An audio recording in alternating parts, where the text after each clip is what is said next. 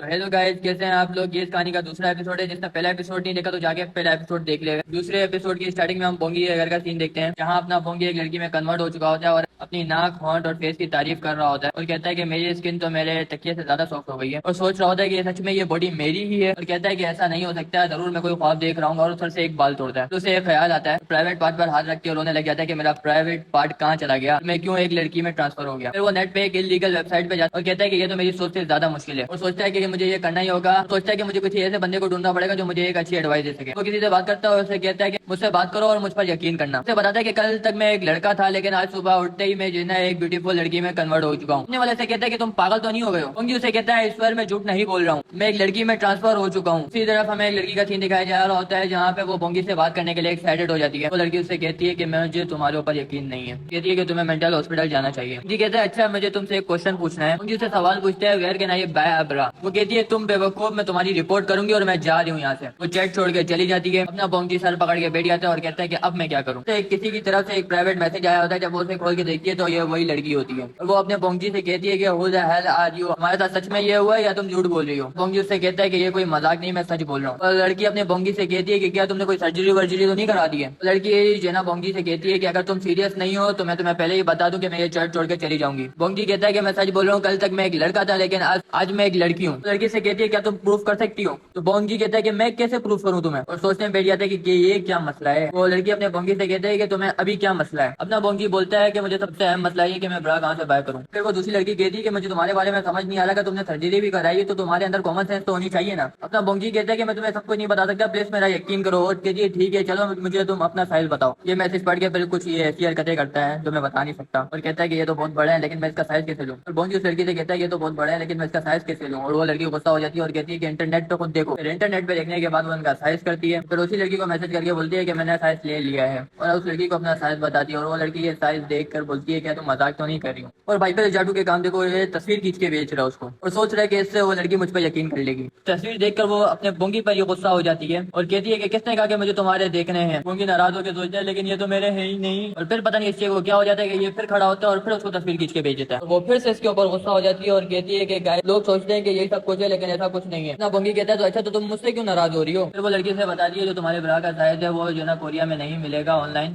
तुम्हें ऑफलाइन ही जाके देखना पड़ेगा लोकल स्टोर्स में। बोंगी सोचता है मर गया, मैं मंगाई इसलिए रहा था क्योंकि मेरे पास पहनने के लिए कपड़े ही नहीं है। फिर वो बालकनी में जाते हैं और देखता है कि वहाँ पे एक लड़की के कपड़े टंगे हुए हैं, और वो उसे उठा के सूंघता है लेकिन उससे बहुत ही गंदी वाली बदबू आ रही होती है। वो इन कपड़ों को उठा के फेंक देता है और बोलता है कि आज मेरे साथ कुछ भी अच्छा नहीं हो रहा है। फिर वो अपने कपड़ों की अलमारी खोलता है, उसे कॉस्प्ले की ड्रेस मिलती है और भाई के शौक ने भाई को बचा लिया। क्या बात है। इसी ड्रेस को पहन के फिर वो लेडीज अंडर गारमेंट शॉप के बाहर खड़ा हुआ होता है। इसमें दो लड़कों का सीन दिखाया जा रहा होता है, जहाँ पे वो बोंगी को बड़ी तीखी नजरों से देखे जा रहे होते हैं। इतने में बोंगी चीख मारता है और वो लोग डर के भाग जाते हैं, लेकिन भाई बोंगी अपना बहुत प्यारा लग रहा होता है इस ड्रेस में। आंखें बंद करके और हिम्मत जुटा के वो शॉप के अंदर जाता है, और जैसे ही अंदर जाके आंखें खोलता है तो उसकी हालत खराब हो जाती है। एक एम्प्लॉय उसके पास आती है और कहती है कि यार मैं कुछ आपकी मदद कर सकती हूँ, और अपना बोंगी उस एम्प्लॉय को देख के भी हक देता है, मतलब चीख मार देता है। उस एम्प्लॉय को कहता है कि मुझे ब्रा चाहिए, और वो एम्प्लॉय कहती है अच्छा ठीक है, तो तुम्हें किस साइज में ब्रा चाहिए। एम्प्लॉय कहती है आ जाओ मैं तुम्हें कुछ प्रोडक्ट दिखाती हूँ ना। भाई बड़े स्लो आवाज में उसे साइज बताता है, लेकिन वो एम्प्लॉय कहती है कि सॉरी मैंने सुना नहीं कि आप दोबारा कह सकती हैं, और ये हक देता है। इतनी तेज बोलता है कि सारी दुकान को सुनाई दे देता है, और भाई पूरी दुकान का माहौल फिर कुछ ऐसा हो जाता है।